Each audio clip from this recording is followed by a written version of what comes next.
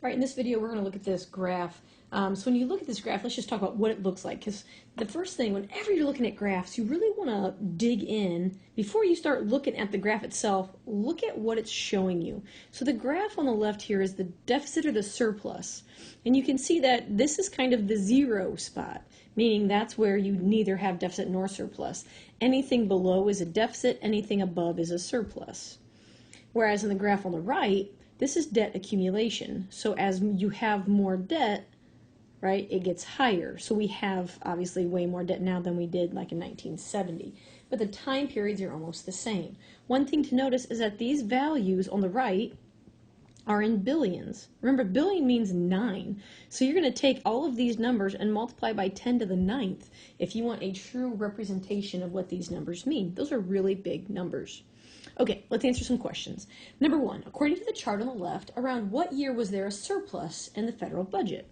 Well, remember what we just talked about. Surplus means above the horizontal. So if you go down, right, it's around 2000 that we had a surplus. And there was, there's 4 years there. So for 4 years, instead of losing money, the government was actually bringing money in. So the income outweighed the expenses for those years. How's your question in 1, remember, which was approximately 2000, how does that reflect the accumulated deficit on the right? So if we look at about 2000, which is here, look at what happens there. You can see how the accumulated debt levels off, which makes sense. The accumulation is you're constantly adding the debt, which is why it's slowly getting higher. You have more debt, so it keeps adding on. Well, if you have a surplus, it means you don't have any more debt. Right? You're breaking even, if you will. So that's why it levels off right there, because there's a surplus and we're not adding debt to our overall total. We're leveling off for a bit. So what has been happening in recent years according to the chart on the left? Okay, so these would be the recent years, and I guess it depends on how far back you want to go. 2010 was like huge deficit that year, and we had some major issues.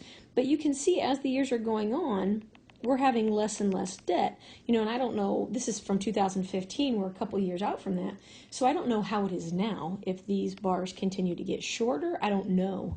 I'm sorry, I don't stay that close up with how things are going in that area. But depending on how you could say major deficit, or we hit rock bottom in 2010 and we're getting better. We're getting closer to that break-even point.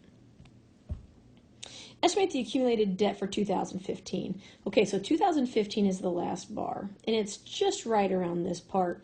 So we're going to be at 18,000 billion. Okay, now think about that. We know that for every 3 decimal places moved, you have a number. So this is huge. So if I move this 3 places, that means we're changing it to trillions. So really, in 2015, the accumulated deficit was $18 trillion, which is a lot. And that is looking at the federal budget with graphs.